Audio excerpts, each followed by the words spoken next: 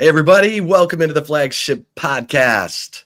I am Chip Brown of Horns247.com, joined as always by Eric Henry, my esteemed colleague at Horns247.com and proud Tampa Catholic graduate. Eric, we are previewing Texas and Sam Houston. And who knew that this game would have some significance, because Texas fans are starting to bite their fingernails off, wondering when the Texas Longhorns that they expected to see are going to start looking like the Longhorns they expected to see. So it's Texas and Sam Houston Saturday at 7 o'clock on something called SEC Network Plus. So make sure you've updated all your Plus accounts over there at ESPN. To see this one. Eric, how are you doing? Good morning, Chip Brown. I laugh for two reasons. One, Texas baseball was on a lot of SEC Network Plus in the early part of the year, right? So for Longhorn fans who are wondering what is SEC Network Plus, that is what it is. Also, those years of covering Conference USA, Chip, ESPN Plus, BN Sports. I could run through the list of obscure media partners. So there is that. Before I get any further, let's say good morning to a new audience. Instagram is join us. We're live on Instagram. The handle is just at Horns247. Same thing for Twitter, same thing for YouTube. Any of your social media platforms that are not Chip or I's, it's at Horns247. So Instagram, Twitter, YouTube, Facebook, all up and running. Good morning to you guys. And Chip, a lot to dive into coming off of, I think especially for you, you weren't able to make the post-game show, had a matter you had to tend to. So I'm sure you have plenty of thoughts that you'll want to give regarding UTEP, but also spin it forward to Sam Houston. Chip, I don't know. I need to look at the notes if they want to be referred to as Sam Houston or Sam Houston State. But I will play it safe and say Sam Houston until told otherwise. Yeah, I think it is Sam Houston. I know that in all the preview magazines, it was Sam Houston, so I think we're safe. Okay. 2 years in FBS now? Right. The first year was a transitional year, which they weren't eligible for a bowl, and then last year where they went 10-3. Correct. So obviously there was a coaching change. The head coach at Sam Houston took over at Temple. Casey Keeler, went to Temple. Casey Keeler, and then Phil Longo, one of Mac Brown's former offensive coordinators at North Carolina, is now the head coach at Sam Houston. And we will tell you what you need to know about the Bearcats here in a second. But Eric, let's touch on where we left off. The UTEP game, Texas wins it 27-10. They were favored to win this game by more than 40 points. They didn't even score 40. It was a lot of failed third downs, which led to a lot of fourth down attempts on offense. Those were not so successful. And obviously you lose CJ Baxter on the first play of the game to a hamstring injury. He has already been ruled out for the Sam Houston game. Quintravian Wisner was already out for UTEP. And so we got to see a lot of Christian Clark and Jarek Gibson and James Simon in this game. But the offense was sputtering, coughing. They come up with 27 points. And the defense, if you count fourth down stops, in addition to interceptions by Jelani McDonald and Grayson Littleton, you could say the defense came up with 5 turnovers.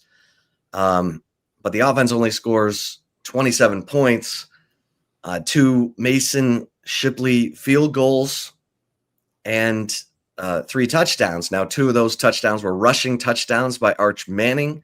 And Eric, hold for a second. Mm-hmm. The last touchdown was a pass from Arch Manning to Ryan Wingo. How about that? Ryan Wingo gets on the board. We were wondering when those two would eventually connect. Well, it happened. It happened in the fourth quarter. So Arch Manning to Ryan Wingo lives. In fact, it was a weird game because Arch opened 4 of 5 passing. Then he missed 10 straight pass attempts, which is really hard to do. But then finished the game 7 of 10 passing, including 3 passes to Ryan Wingo, one of those being that 4-yard touchdown pass. Eric, I don't know how to characterize that. I don't think Texas fans even remember Arch going 7 of 10 to finish that game. Do you? Yeah, Chip, it's interesting. I guess I'll start there and then work in reverse. It was a very weird game for Arch Manning, right? You talked about how he opened 4 or 5, finishing 7 of 10. I don't think Texas fans should remember, quite frankly, the fact that he finished 7 of 10, right? Because if you take a look, and I don't have his passing chart in front of me, I guess I can pull it up right now as I'm talking, but if you take a look at Arch Manning and those numbers, as I pull up his passing chart here, how many of those incompletions? Yeah, so we got the 10 incompletions here that were all in the second quarter. He completed a pass right before halftime to Jordan Washington. Chip, the game was still very much in the balance in the second quarter, right? You can say the third quarter is kind of when Texas defense really took over, kind of, stifled any chance of UTEP making a push, right? And of course, that last score for UTEP, more or less inconsequential, but you get the point. When you miss those 10 straight passes, let's go back and look at the San Jose State game, Chip. How many times did you hear me say last week that if San Jose State gets off to a better start, if Walker Egett is able to hit Danny Scudero going down the sideline, the double move when he beats Grayson Littleton, San Jose State scores before Texas does. If Walker Egett doesn't inexplicably run out of bounds on third down, right, instead of getting rid of the ball, pushes kicker back 6 yards, a kicker who hadn't made a kick all year, so he clearly needed every yard he could ask for, they're probably down 10-0, right? So it's the same thing here in the UTEP game. If you can get away with this against UTEP, right? But if you're facing an SEC team, and Chip, I owe Vandy an apology because I've been using Vandy as an example, saying, maybe you can get away with it against Vandy. Maybe you can get away with it against Mississippi State. Well, Diego Pavia is saying, hey, I'm still the same guy you covered in Conference USA. I doubted him. I'm not going to lie. I thought, Diego's a nice story. He, guts is the word I'll use that he plays with, right? But I didn't think that would translate again. Clark Lee's got a Vandy team that's looking really good right now. Mississippi State, Jeff Levy, they upset Arizona State, right? So I can't even use those games as examples of saying, hey, maybe you can have this kind of stretch against those teams. So that's where I land on, when you ask me about the juxtaposition between the 10 straight missed passes and finishing 7 of 9, 7 to 10. That's where I land there. Super quick on the run game. Just want to mention this because I want to pass it back to you on something Steve Sarkisian said that I thought was interesting. The run game, what did they finish with? Over 200 yards. I'll put up the numbers here really quick. Finished with 226 on the ground. Texas, Chip, had 7 chunk plays, 7 big plays on the ground. Big plays defined as 10 rushes of 10 yards or more. Can you guess how many of those came from the running back off the top of your head? From running backs? Oh, that's a good one. Like 3? You nailed it. At first, I was like, man, okay, all right. At least that run game is there, right? That's going to help out Arch Manning. 3 of those came from the running backs. 3 came from Arch Manning. 1 came from Matthew Caldwell, right? So even in that sense, as you take a look at how you want to get Arch Manning kind of worked into the game, I think most people would think you're going to lean on a run game. James Simon certainly looked I think he looked good. I think it'd be a stretch to say impressive, right? Because it was UTEP. He looked good. First collegiate action, so you got to give him that, right? Hung on to the football. Jarrett Gibson hung on to the football as well. Christian Clark, hands out of the backfield. Christian, I believe, tied for the game high, or at least the team high in receiving yards. I think it was 32. A paltry 32 yards, Chip.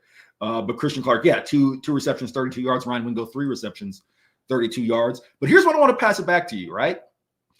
How many times did Steve Sarkisian say to us during the fall and just in general when we talk with him about the dual threat abilities of Arch Manning, that his quarterback, you're never going to have a PhD, or you're never going to major in the run game, right? And I forget which one he used, major in the run game in his offense, right?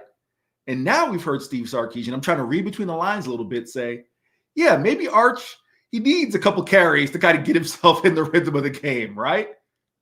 What says you, Chip Brown? Yeah, I mean, there's no doubt. I mean, and it was, there is that line that Steve Sarkisian is sort of morphing over, because you're right. He said, we're never going to major in the quarterback run game. And now, whether he liked it or not, Arch seemed to be majoring in the quarterback run game. And he said that can be a two-edged sword, because he said,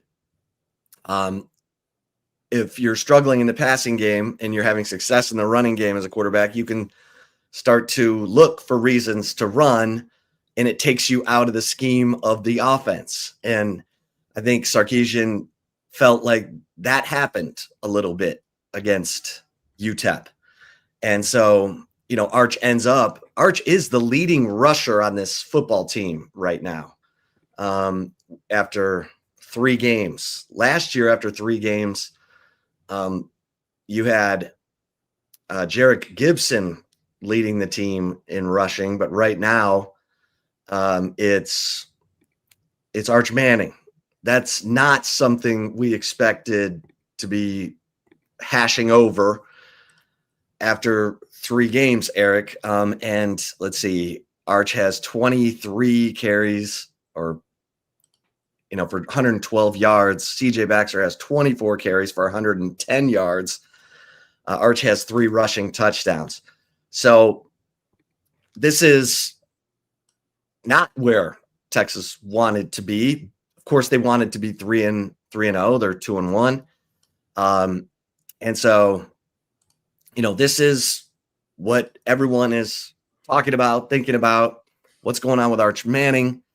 And yesterday, Arch Manning was asked, do you think your, struggles are more mental or physical? And he said, probably mental. And, he and Steve Sarkisian talked on Sunday.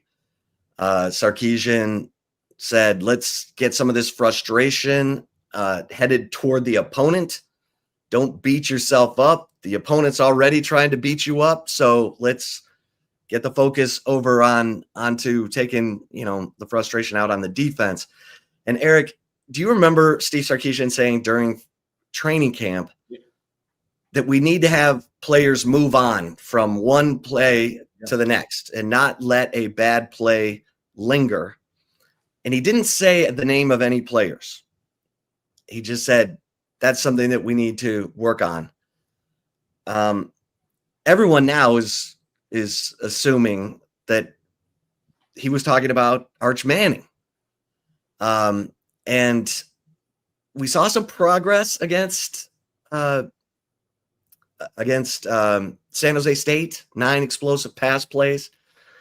And then then we come back to the UTEP game where he misses 10 straight pass attempts in the second quarter, and the offense, drags to a complete halt. Your thoughts on where things are now? Because yesterday he did a press conference with Michael Taff. He seemed relaxed. He's like, I'm not worried about it, he said. Your thoughts? Chip, I'm going to go in a direction that you probably didn't expect, but that's what makes the Flagship Podcast fun. That's what makes the Flagship fun. I feel, who's equipped to relate to Arch Manning about all of the external pressure? There probably isn't. Bronny James, right? Shedeur Sanders, people of that ilk, right? I can't think of a coach, unless I'm just missing someone that's very, obvious, who's equipped to relate to this, right? It's the last name. Let's just call a spade a spade. But I am going to say that I think Steve, while not apples to apples, Chip, you were, you've been doing this a long time, and back in the day, you guys had a little more leeway to be creative with your leads and your headlines. And I don't know if you saw this, it made the rounds on social media a while back that after Steve Sarkisian's first start at BYU, there is a lead that said only Saddam Hussein had a worse day than Steve Sarkisian at BYU football. I'm just making that point to say, clearly as important as BYU football was to that area, right? It's as important as it is here. And I wonder if Steve is able to say, look, I took over a BYU team in 95 who went, I think they won 10 games and finished number 10 in the nation, right? And had high hopes and had a quarterback, John Walsh, who was drafted, ironically, in the 7th round, same round as Quinn Ewers, right? It's not apples to apples, but he can relate to the pressure of taking over a high-profile program, taking over for a quarterback who was in the NFL, and his first 2 starts, they were losses, right? And clearly the writer, I forget the sports writer who had that lead, said Steve had a bad day, right? I agree with you, man. I wonder if Steve is uniquely equipped to say, listen, and I say that tongue in cheek with the reference this time at BYU, but also his personal life, right? Steve talked about the Culture Wednesdays and guys being open and vulnerable. If there's anyone, Chip, that can put this in perspective and say, hey, like, it's just football for a second. Don't beat yourself up. It feels as if Steve Sarkisian would be uniquely equipped. Again, it's not apples to apples, because if you're not a Bronny James or Shedeur Sanders or someone like that, you can't relate to that kind of pressure that comes with the last name. But I do think, in a sense, given Steve Sarkisian's professional history and personal history, he may be able to find a way to put this in perspective for a 21-year-old guy who, as I asked Steve Sarkisian yesterday, this is the first time he's failing in his life, right? Like, he's never faced this type of adversity. I do think that matters, and I think that's interesting. So to bring it all the way back around, when you talk about someone who's pressing and can't let it go, maybe Steve is the guy who's equipped to just sit down and say, hey, let me give you some perspective. Yeah. I mean, and people said, what, they don't understand that Arch Manning could be struggling. I mean, what? He's Arch Manning. He's the number 1 recruit. He's from the royal family of football. And listen, I don't know about you, but when I was, 19, 20, 21, if a girl looked at me the wrong way, I could have a confidence crisis. So, now take into account that Arch has all these commercials running. He was the Heisman favorite for no reason other than he's Arch Manning coming into the season. Texas was the preseason number 1, the national title favorite, when we all knew, and Cooper Manning told Horns 24/7, that offense lost 10 key players from last year. Just the offense, 10. Quinn Ewers, the Jaden Blue, the 4 starters on the offensive line, Isaiah Bond, Matt Golden, Gunnar Helm, blah, blah, blah. Like, there were things that did not match up, Eric. And that's on others. That's the outside noise that Arch Manning is now learning to try to block out. Because you're right. He played 2A high school football, private school 2A football. There were guys who ran as slow as me out there trying to defend him. So he's in a new world, and we saw last year that he could handle it. Came in against UTSA. His first pass was for a touchdown. He scored 2 touchdowns before Quinn could even get out of the medical tent.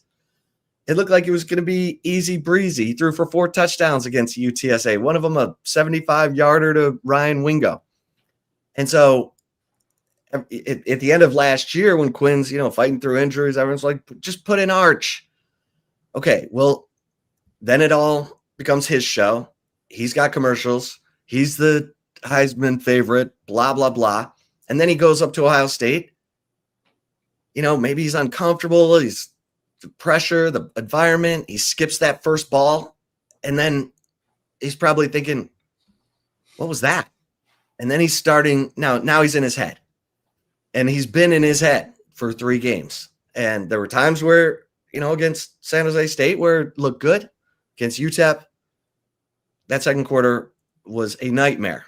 So he's, Steve Sarkisian, and I wrote this Sunday, is going to earn every penny this year because he's got to unwind Arch Manning. He's got to get him back to just playing football and not thinking about what everyone else is thinking about him if he skips another pass. And that's a lot. And I think the outside world looks at it and says, hey, come on, Arch, get over it. You're Arch Manning. This is a kid who's never had to, as you said, he's never had to deal with all this. And now he's facing adversity. Now he's facing scrutiny. He can't get away from himself, Eric. I'm sure there are shows he likes to watch, SportsCenter, whatever, but he's now a lead topic on those shows. He can't watch them. Plus his commercials running. I mean, I had Texas A&M fans coming up to me going, my God, those Arch Manning commercials were running all through the Notre Dame game. We can't get away from him. Arch can't get away from himself.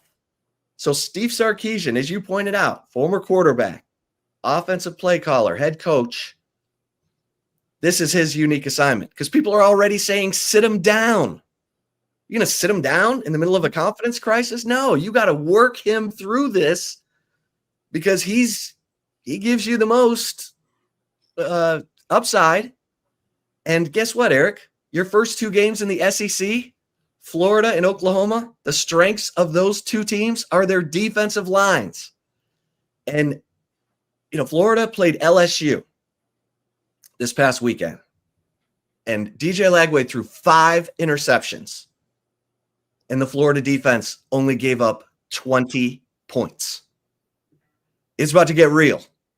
So I never thought you and I would be sitting here previewing Texas Sam Houston and talking about how critical this game is to Arch Manning getting his confidence back, putting the blinders on, being able to suck it up, get out of his own head, focus on what he's seeing from the defense, and being able to command his troops. Because you and I know if the quarterback's not playing well, it's hard for him to lead. And so you see him over on the sideline looking like he's lost in thought. He's not connecting with his teammates saying, hey, we're going to be fine. Everything's going to be okay. You know how you see a quarterback doing when he throws an interception or whatever. You got to reassure guys, because if you don't, Eric, they start to lose confidence because they don't know what's going on inside their quarterback's head, right? Chip, I agree with you. I'll respond. I'm going to go to a couple of comments here. One, our guy, Chris Bennett, what's going on, CB? Appreciate you watching as always. He said, what's scary is Arch is having these issues at home. He's about to be on the road for a month in conference play. I agree. That's why I wanted to throw that comment up, right? I'm still not panicking when it comes to Arch. However, yeah, these issues are happening against, Ohio State on the road is one thing. The San Jose State game, it was better than UTEP, right? It still wasn't great, but it's better than UTEP. And then against UTEP. Now I'm going to pause there. Chip, you can't sit him against UTEP. I had some people reach out and say, oh, do you want to sit him for a drive? I can't remember I can't remember if someone asked this of Sark postgame. Do you sit him for a drive similarly to how you sat Quinn against Georgia? I don't know who asked that question. Yeah, I can't remember who. Not that it matters, but you can't do that against UTEP. Against Georgia, all the spotlight, okay. You can say, hey, let's sit down for a drive. Against UTEP, I'm sorry, I'm not disrespecting the Miners or Scotty Walden. No, context matters. You cannot do that against UTEP. I'll throw this up here really quick, Chip. Ryan Carr, appreciate you watching. Ryan on YouTube says, hey, team, how's the offense looked at practice? Is it not transferring to the game? They're growing pains of practice, not work for the long run, but short-term success is nice. Chip, I'll let you take it. Obviously, we do not get practice access during the season, kind of depending on things we can gather from here and there. But I would say this, speaking for me, and I'll let you respond as well. I think it seems very clear to say at this point, Chip, you would be a little foolish to not think that some of the issues that were talked about that you referenced during fall camp, guys putting one play, taking that one play mentality, building some of the cohesion. Steve Sarkisian even referenced, we're trying to find and build that cohesiveness across the offensive line and other spots. Ryan Wingo you talk about, man, he finally found Ryan Wingo. Wingo missed most of spring, missed some time in fall. It's very clear that Parker Livingstone and Jack Andrews are the guy he's most comfortable going to. DeAndre Moore's been banged up. I don't think it's a leap, Chip, to say that some of the things you're seeing in game, they're still having to work those things out in practice. I'll let you respond as well. Yeah, and here's Steve Sarkisian. He talked to Arch on Sunday, and then he said on Monday that Arch had a great practice, and take that for what it's worth. But Steve Sarkisian said, I'm confident we're going to see Arch Manning, at the level that we expected, coming into the season. Okay. So now we're all paying attention. Now we're all tuning in. We got to go find our SEC Network Plus channels because we got to see if Arch Manning looks crisp. Does he look like the quarterback we saw against Mississippi State? I mean, I've heard people say the worst thing that ever happened was Arch going 26 of 31 for 325 yards and 2 touchdowns, no interceptions against Mississippi State. No, it's not. It's not the worst thing. That's the reminder that this guy actually does have it, that he's not just a cartoon character that has been made up out of thin air. The guy can play some football. And again, 18, 19, 20-year-olds can have a confidence crisis at the drop of a hat. And with this guy, it's happening in front of the college football world.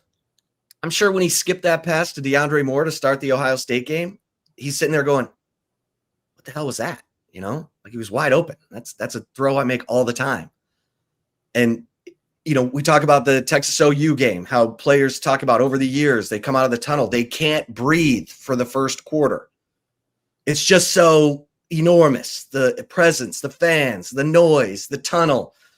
They can't breathe for the first quarter. Well, Arch Manning might have been going through that against Ohio State, and then he's questioning himself right then and there in the moment, and he can't go to his coach and say, hey, coach, I can't breathe.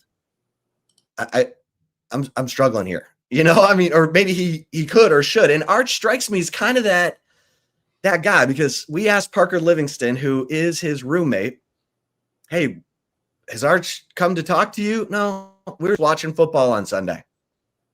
Okay. And then, Arch was asked, well, who do you talk to? And that's when he said, I had a good talk with Sarkisian on Sunday. Okay. He doesn't strike me as the guy that's just going to be like, hey man, I'm really struggling here. I got all this weight on me, blah, blah, blah. And he's a Manning. It's complicated, Eric. It's complicated. That's why Steve Sarkisian's got a big time job in his hands. And here we are. What are we, 27 minutes into this podcast? We haven't talked about the defense and how well it's playing. And hey, Mason Shipley's 3 for 3 on field goals. Jack Boomeister was flipping the field like crazy. There are a lot of good things going on with this football team, but of course, everybody is locked in on Arch Manning because A, he's the quarterback. B, it's Texas. They were the preseason number 1. And 3, it's Arch freaking Manning. So this is why sports is the best reality TV there is, because you can't predict it. And here we are, Eric. Yeah. I'll just say 2 quick things really quick, and then we can move on to the rest of the team. One, the point you made, and I wanted to address this in my last segment, I didn't get to it. There is something, Chip, to the fact that you can't avoid it. I cover this team, and I don't even watch SportsCenter or First Take or Get Up or any of those things anymore. And I love watching ESPN sports shows. I don't, because it's like I just need a break from Arch Manning. I can't imagine being Arch Manning and needing a break from Arch Manning, right? I will say this, because you talked about Arch maybe not being the type of guy who would say, hey, I'm struggling. In Arch's defense, there's probably 5 billion males on the earth who would struggle to say, hey, I'm struggling, right? And I shouldn't just limit to males, it's people, right? But especially athletes, Chip, I'm going to give you a throwback reference, but it's just one that is the first one that comes to mind for me. Regular listeners of the show know that I'm from Tampa, Florida, so I grew up an Orlando Magic fan. I remember being 5 years old with my dad watching the mid-'90s finals, Nick Anderson misses 4 free throws, right? You remember that, Chip, right? I guess for the audience, I should tell the story. The Orlando Magic are in the finals. They're up, against the defending champion Houston Rockets. One game, they're up in the game 1, and Nick Anderson has, a chance to basically ice the game away with 4 free throws. Misses all 4 of them. His career, for all intents and purposes, never recovered from that moment, right? I'm not saying this is what we're dealing with Arch. I'm just saying I remember Nick talking about it, and I got a chance to know him a little bit going to UCF, many years later. He talked about the struggle it was for him just to say, hey, I'm struggling, right? Because as high-level athletes, in his case, a professional, you're always equipped to say, like, I got it, right? You made it this far being confident, right? So I'll just say that in Arch's defense. There are a lot of people who struggle to say, hey, I need help, but I'm sure, as someone who has always been able to have the answers, it's probably even harder to do so because you're him. So I'll just say that, and then I'll let you take it any direction you want, Chip. Yeah, I mean, I think it's a great point. Look, there's a lot of stuff. And this, I have kids. I have a 22-year-old. I have a 17-year-old who's about to turn 18. And they talk about, their friends and all the social anxiety that kids have. I don't know. Maybe it was the same when I was younger and that we just didn't identify it. But he's not made of polyurethane. I mean, he's not a Marvel character. He is a living, breathing kid who's, as David Cutcliffe told Horns247, there's never been a quarterback in his lifetime who's had this much scrutiny, glare, attention coming into his first season as a full-time starter as Arch Manning. And he coached Peyton at Tennessee and he coached Eli at Ole Miss. And he's right. And so there's a lot there. And that's why, Steve Sarkisian's going to play a critical role in this. He's got to be, for all practical purposes, he's got to be Arch Manning's therapist in addition to being his coach. And there's nothing wrong with having a therapist. There's nothing wrong with talking to someone if you have some anxiety. In fact, you hope that Texas has people, and I know they do. They have a list of sports psychologists, therapists at their disposal. If the coach and the player want to go in that direction, that is available to them. So because I know other coaches at Texas use those therapists for their players when they have a struggle. Golfers get the yips. Tennis players get the yips. Football players get the yips. And they got to talk their way through it. They got to realize, hey, everything's going to be okay. You're going to be fine. Your life is not coming to an end here. You're going to be okay. And, you bringing up Nick Anderson, I mean, the pressure that these athletes put on themselves can be enormous. And like we said, if you turn on the TV and every time you do, like they're sitting there watching Sunday football, undoubtedly Arch's commercials came on. So there's a lot going on there, and we'll see how they unwind it. But Eric, let's talk a little bit about the defense because, you and Chris Bennett, I see in the comments, said Colin Simmons' struggles are just as alarming as Arch's. And in a lot of ways, that's true. Colin Simmons, guess what? Everybody's game planning for you. It's not going to be easy. You can't just use your ball get off to get, past that first guy. You've got a running back waiting for you. You got a tight end waiting for you. You're going to get chipped and you're going to get, doubled all year long, which is creating some opportunities for others. And we're starting to see those, Murad Watson's getting through. There were a bunch of quarterback pressures. They don't have a lot of sacks, but they have a lot of quarterback pressures. And this defense is holding up against the run, Eric. That was the big question because we figured if this defense can hold up against the run, then you're going to see the pass rush getting home. And so far, giving up 70 yards roughly per game on the ground, giving up only 10 points on the scoreboard. This defense is trending in the right direction, would you say? Yeah, Chip, I would say that. I'm going to start with the run defense. One of my biggest pet peeves, I have two when it comes to, sports stats. One are sack yardage. One is sack yards being included in rushing totals. The other, yards per carry, is probably one of the more overrated stats in football. Why do I say that? UTEP running back Hassan Wilson, former Charlotte transfer, guy came from Conference USA. He finished 6 carries for 39 yards per carry of 6.5. Chip looks great. Let's just run through his carry chart real quick. He had a 30-yard carry, his first carry of the game. The rest were -3, 8 yards, 1 yard, 1 yard, 2 yards. That's excellent run defense by Texas. All right. Of course, you want to take away the 30-yarder, right? That, there obviously was a bust there. They're playing well, especially against the run. This secondary, you're seeing guys step up, right? Jelani McDonald is emerging as a playmaker. Grayson Littleton earns his first interception. I was always curious. I know a lot of the conversation was around Jalen Gilbo making the move from star outside. And I was always curious, or maybe not curious, but you don't want to assume just because Jahdae Barron did it that, oh, okay, well, Jalen Gilbo is going to do that too, right? Jahdae Barron, first off, was a hell of a football player well before he made the move outside, A. B, to just say, all right, this guy's going to be, all conference, all American type. Jahdae Barron won the Jim Thorpe. That is, and I'm not saying people were assuming that, but you can't just think, all right, plug and play, and you're going to end up with another outstanding player. Where I'm going with that is always felt that this year's secondary would kind of be the sum of all parts, led by Michael Taft, led by Manny Muhammad, and then the rest of the guys fill in. Who's going to step up and emerge? Jalen's been fine. Jalen got his first career pick. He's been solid, right? That's what you need. Grayson Littleton stepping in.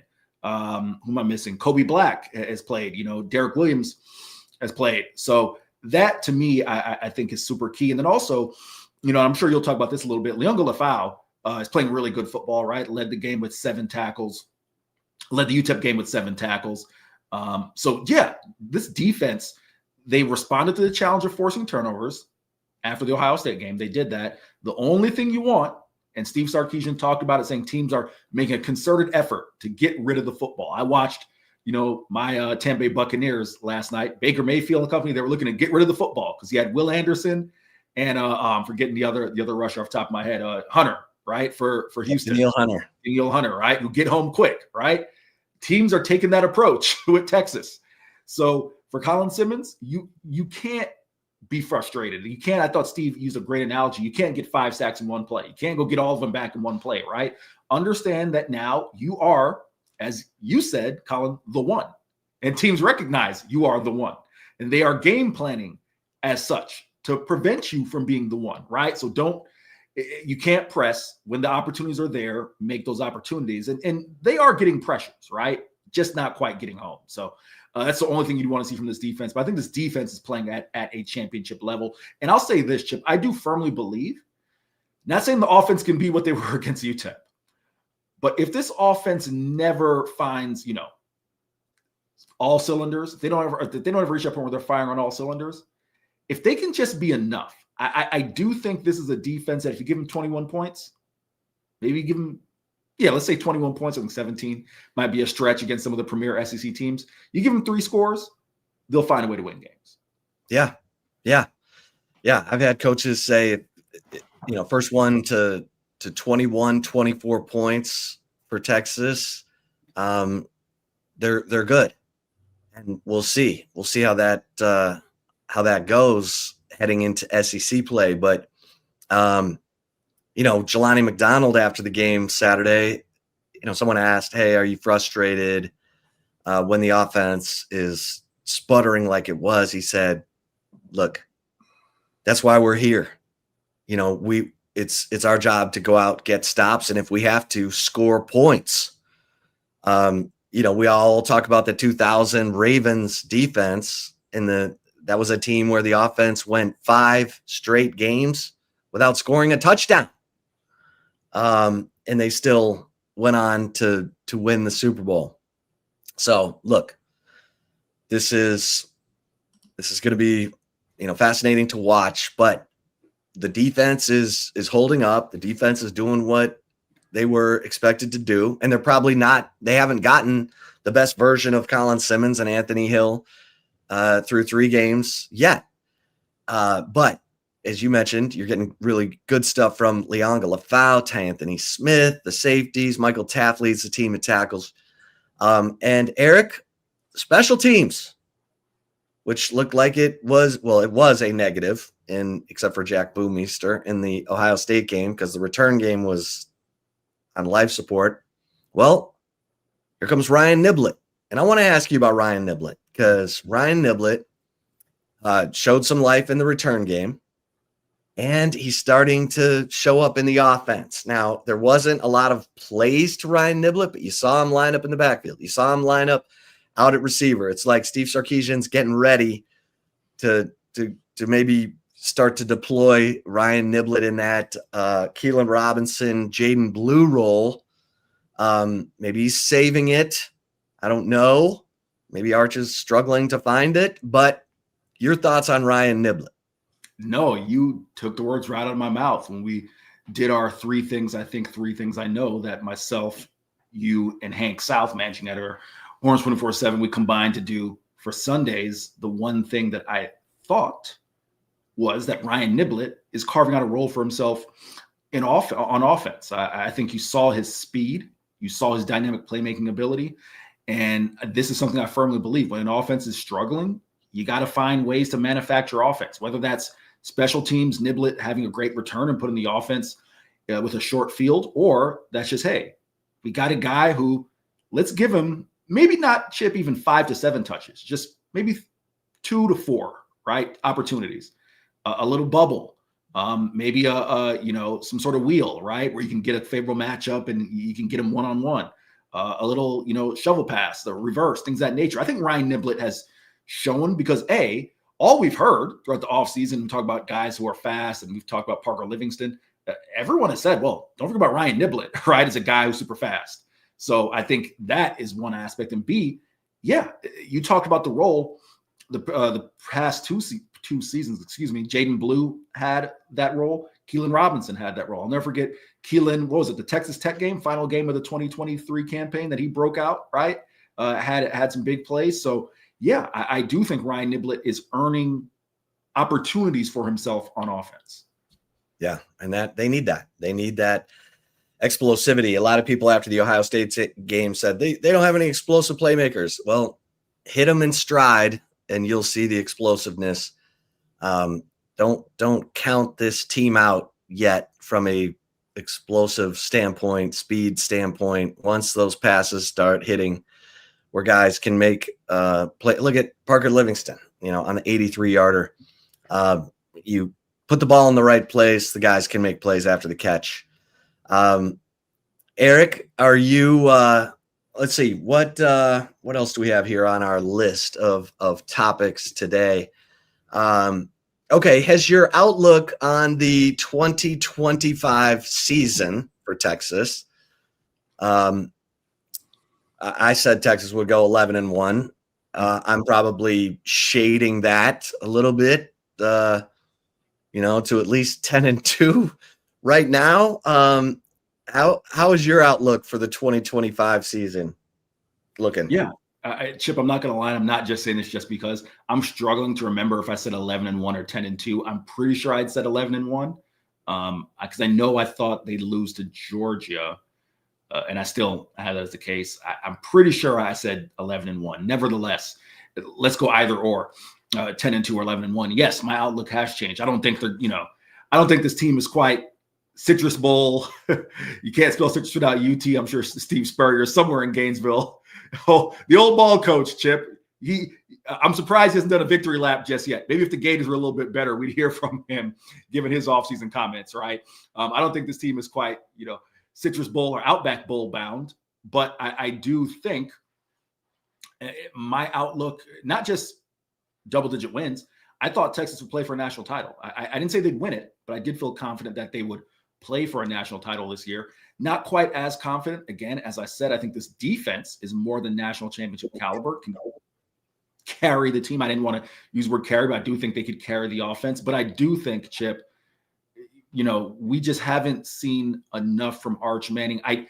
If that Ohio State game had been a little bit better, right, I'd at least say, okay, you've seen, for lack of a better word, a pedestrian enough game against a high caliber, high quality opponent to where Arch is capable of giving you that, but you don't know how he's going to handle, as CB referenced, this 41-day stretch away from Austin. This team and I should just put it all on him, right? Let's address this real quick before we get to take it or leave it. Texas's offensive line handling the twists and stunts, right? Because I know that was in your outline. Something that I think we take for granted, and I'm going to talk about the offensive line, but I'll mention the offense as a whole. I'll start with the O-line. Connor Stroh's getting time, right?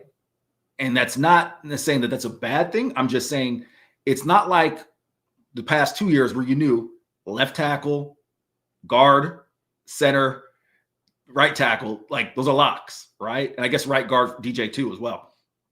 Although Cole Hudson did get, a lot of time last year. Those are locks. This is still, as Steve Sarkisian said, a week-to-week thing, right? Brandon Baker, I think he's been solid, but still, it's not just having Cam Williams or Christian Jones there. This offensive line, how are they going to fare the first time? Because you don't think SEC teams, you talk about the strength of these defensive lines, are going to piggyback off what some of these G5 teams are doing and say, all right, we're going to do some twists, some stunts, and see if we can take advantage of that. That, and the only other thing I want to mention, let you respond to it, is not just losing the 10 guys on offense. Chip, Juan Davis was a guy, right, that when Gunnar Helm came out of the game, you had a 4 or 5 year guy, right, coming in. When Trey Wisner came out of the game, you had a Jaden Blue. You had, guys who played football. When you needed to go to a Cole Hudson, you had someone who had started 12 games, right? You don't have that with this group. It's all a bunch of guys getting their first real playing time or first real time in these roles. So I don't know if we can take that for granted, Chip. So I'll let you respond to that real quick before we get to take it or leave it. Well, and they had some guys with some special ingredients, like Kelvin Banks. He wasn't just a talent. He was a professional from day one.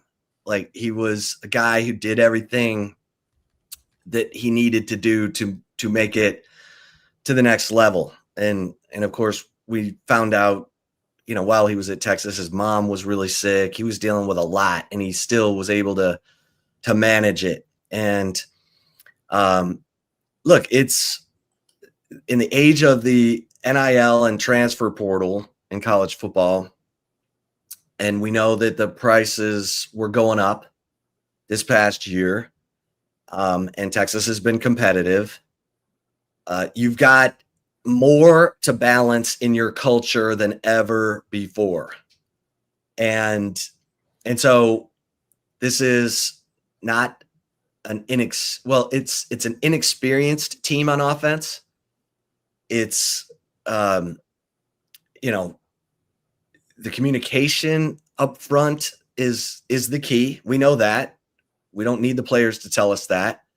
When there's twists and stunts, you got to know how to pass guys off. You got to be able to communicate in the moment. And that takes time. That's why we said all coming into the season, the defense was going to have to carry the offense. The offense is going to need time to find its groove. And that was without Arch Manning going through a confidence crisis. So you've got a lot going on here. And the good news is, and we'll shift a little bit from the offensive line to these running backs, because without C.J. Baxter, without Quintravian Wisner, we got to look at Christian Clark and Jarek Gibson and James Simon. And I was told coming into the season, James Simon is Jarek Gibson with better hands. Jarek Gibson did have a fumble against San Jose State. That was his issue last year. What is your thought on the running game with excluding Arch Manning?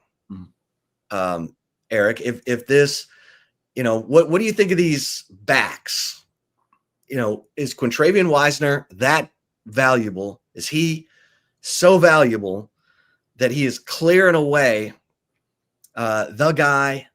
Because your heart breaks for CJ Baxter. He comes back from this horrendous knee injury, and then he gets a hamstring, which we haven't seen a lot of among skill players from Texas, but we did during the spring. Wingo, hamstring, now Baxter, hamstring. That's kind of the strength coach's worst nightmare. Your thoughts? Chip, I'll be super quick here in terms of my thoughts on the run game. You said, is Quintravian Wisner that valuable? We talk so much about Jaden Blue's explosive playmaking ability and that, oh man, how's that going to fare with Trey? Trey Wisner was the more explosive back last year. If you want to measure it, and of course, there's a myriad of ways you can measure explosivity. So I'll give you one.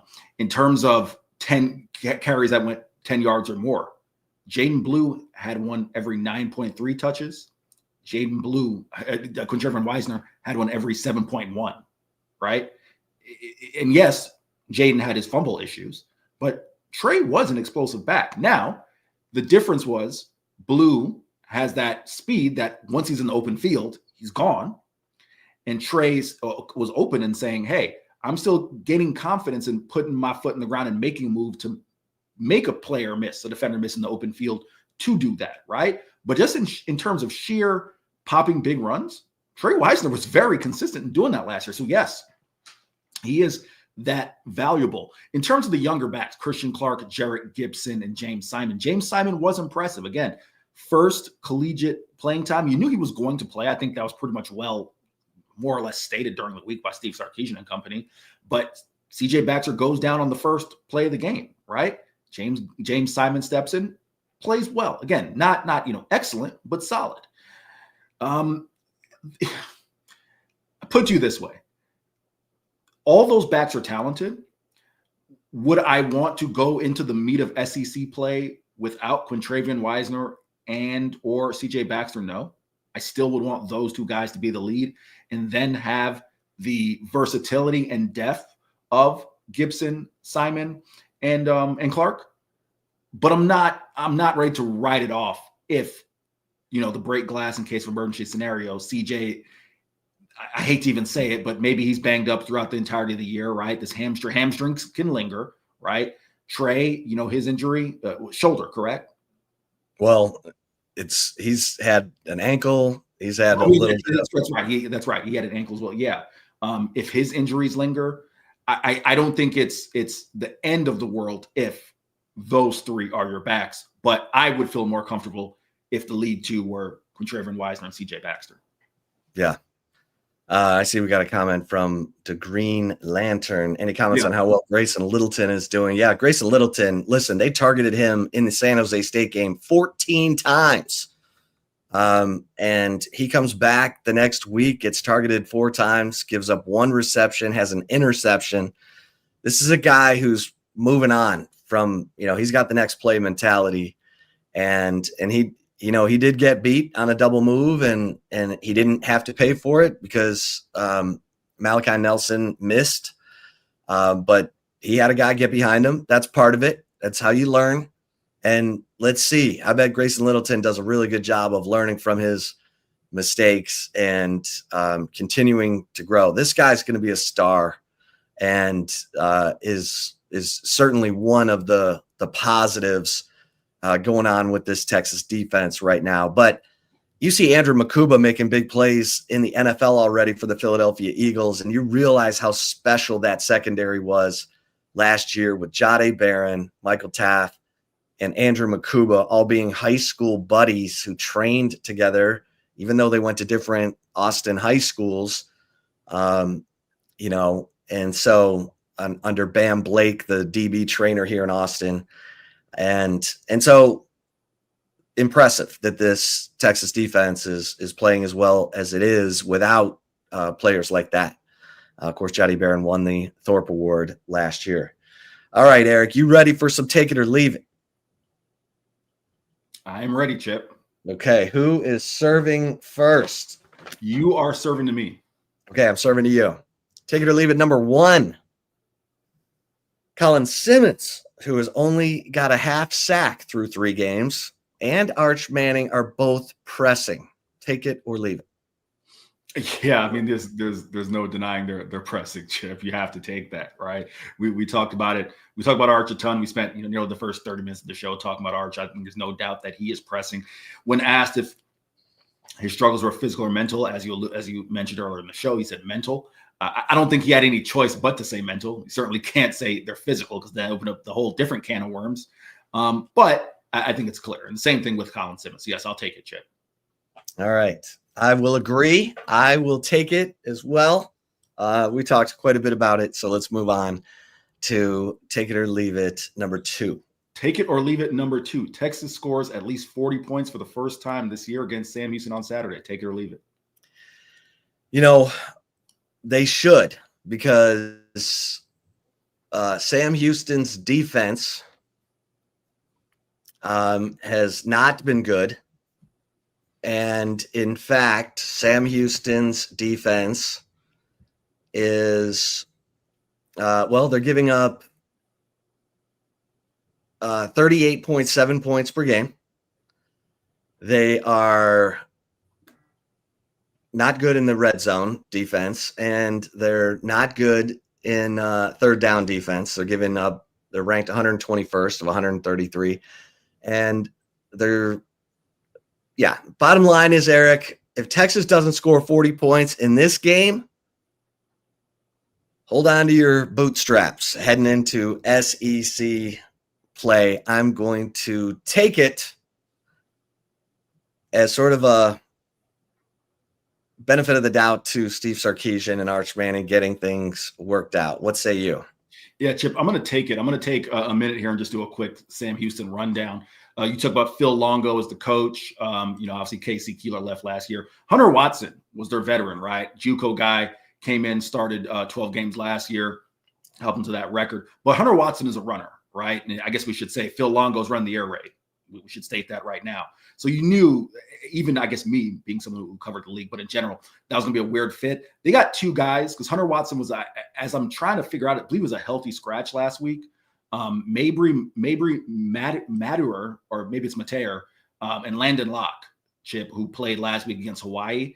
Those were the quarterbacks, right? I'm going to hop on Phil Longo's Zoom today just to kind of get a feel for, maybe where their quarterback situation is. I'm referencing this in relation to the question. You want to know what's the quickest way to help out an opposing offense? If you're going 3 and out and you're trying to throw the ball and those passes are hitting the ground, incompletions, right?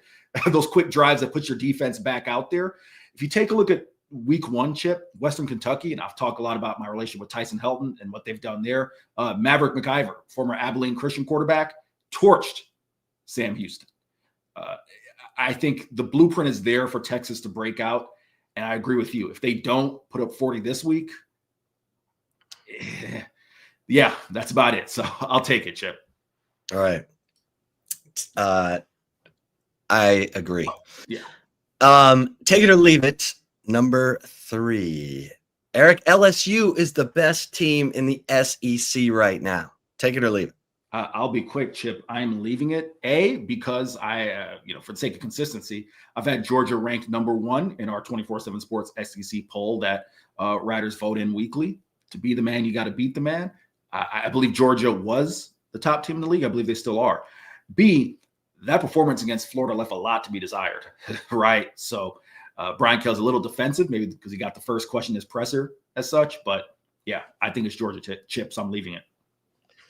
Yeah, this is closer than I thought. But I will, I picked Georgia to win the SEC. I thought what we saw, as much as we saw LSU's offense struggle against Florida's defense, which if you watched LSU against Clemson, Garrett Nussmeier was pretty good in that game. He had a touchdown taken off the board. It tells you Florida's defense is pretty darn impressive. But Gunnar Stockton for Georgia, what he did in winning that game against Tennessee, Gunnar Stockton's a problem, folks. He can sling it. He can run it. He's a leader.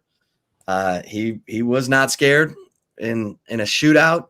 And so I too will say that the Georgia Bulldogs are the best team in the SEC right now. And, we mentioned the Texas A&M Notre Dame game earlier in the show, but Marcel Reed, 4th and goal from the 11, finds his big tight end for the game-winning touchdown on the road in South Bend. That's an eye attention grabber. So this is going to be, and as we mentioned earlier, Vanderbilt beating South Carolina at South Carolina 31-7 with Lenora Sellers getting knocked out of the game. That was an eye opener as well. So, Eric, Everybody, thank you for tuning into this episode of the Flagship Podcast. Make sure you like and subscribe to the Horns247 YouTube channel so you don't ever miss an episode. And get over to horns247.com and become an annual member. For Eric Henry, I'm Chip Brown. Until next time, stay safe and keep the faith.